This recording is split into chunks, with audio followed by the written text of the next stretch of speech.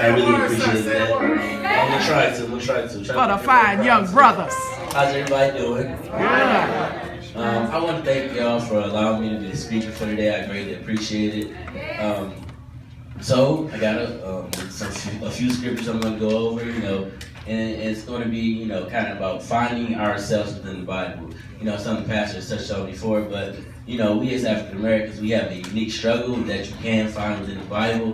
So I'm going to touch on a story that we're all, familiar with being the children of Israel. Is that all right with everybody? All right, I appreciate it, I really do. So if I could have Pastor Otis, could you help me out with the scriptures back there? I have them already queued or the markers. I'll give you a quick second.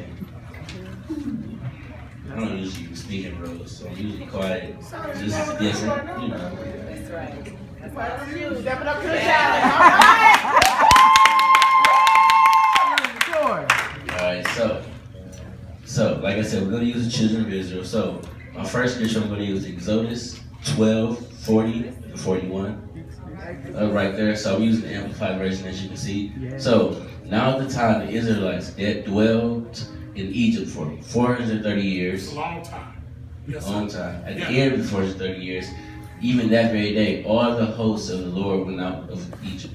So our struggle is very in comparison that since the day we stepped foot in this country we call America, we were, enslaved, of course. We were enslaved from around 200 plus years. Wow. That's a struggle that, that not many can compare with.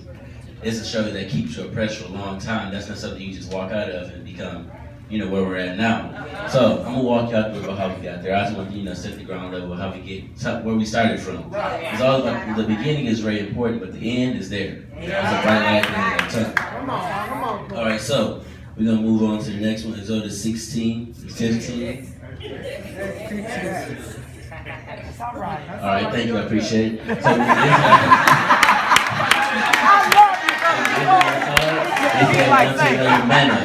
what is it? For they did not know what it was. Yeah. All right, then the next one we're going to use is 35. Come on. And the Israelites ate manna 40 years until they came to a habitable land. They ate the manna until they came to the border of the land of Canaan. So, of course, we did make it out of slavery, fortunately enough. We were so blessed to get out of slavery. But soon after slavery, the Jim Crow period started. That was another method that America used to keep us down as a country. Sorry, I don't want us to stand behind here. Come on, talk about it. Go ahead, baby. Come on and tell us. Teach us. Of course. That's it. So, of course, that was another method that they used in the society to keep us down. Right. We continued to struggle, but we continued to find different ways. So the Lord, throughout our struggle, He continued to give us different ways to eat, to progress, to have success. As they showed, there were many people who showed success even when they had their foot down on us to keep us oppressed.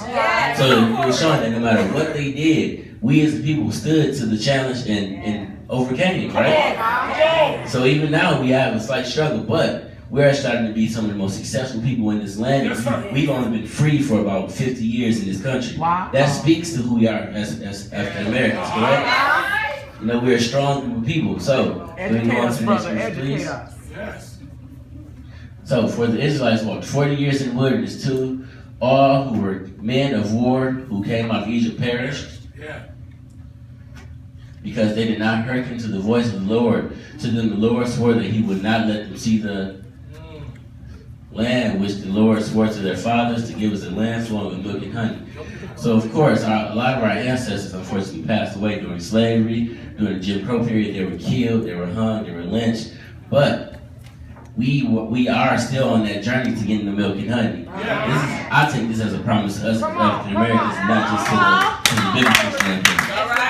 All right, we have our people who stop believing. One of the most important things is, as African Americans, is our faith. If we keep faith through all that we went through, slavery, Jim Crow, racism, systematic racism keeping us down, overpopulating prisons with African Americans for little crime, Wow. we can do anything, right? There's nothing that can hold us down. There's nothing that can hold us back. All right, so we're gonna move on to the next one. So Joshua took the whole land according to all that the Lord had spoken to Moses, and Joshua gave it for him. inheritance of Israel, according to the allotments by tribes in the land, had rest from war.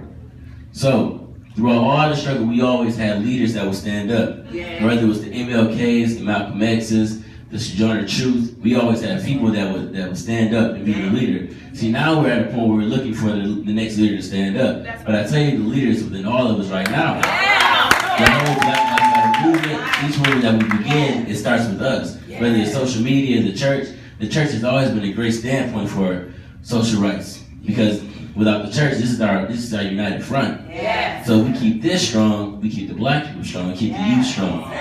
We have to raise up the youth to believe and know our history. Because if you look at it, you know, people think that we started from slavery, but if you only look at it like that, you would think that we made great progress. But before we were ever slaves, we were kings and queens. So much longer than we were slaves. Much longer than we were slaves, much longer than we were oppressed. So we came a long way from the oppression, but we still have to make it back to where we started from. All right, I think I have one more. I'm not sure. Teach us, sir. Teach us. Was that the last one? So that was the last scripture I was going to use. It's pretty much speaking on the deliverance that we're all still getting to. So we see the light at the end of the tunnel. They're still trying to keep us oppressed. But if we made it this far strictly off 50 years of being free, that's when the Jim Crow era ended like 50 some odd years ago. So that's still pretty fresh. We were slaves for 200 some years. Then we were Jim Crow. So that's 300 years of accepted oppression. Now they just do racism in a different way. You know, now they say that, you know, we attacked them when we were just sitting in the car, we get shot. But as long as they're still oppressing us, but that does not mean that we cannot succeed. That does not mean we cannot reach deliverance. Okay? We all have kings and queens in our blood. Okay? We come from greatness. Each time we read the Bible, it's like Black History Month because we know it's set in Africa. Okay? So each time we're in church, it's like celebrating Black history. So we don't want to limit it to strictly being in February. Black history is a year-round thing. We have too much great history to keep it in February. All right, so with that being said, that is the end of my message. I do greatly appreciate y'all. But it's not the end of my being up here. I have a couple fraternity brothers in the crowd. We're going to do a slight performance. I'm going to music right now.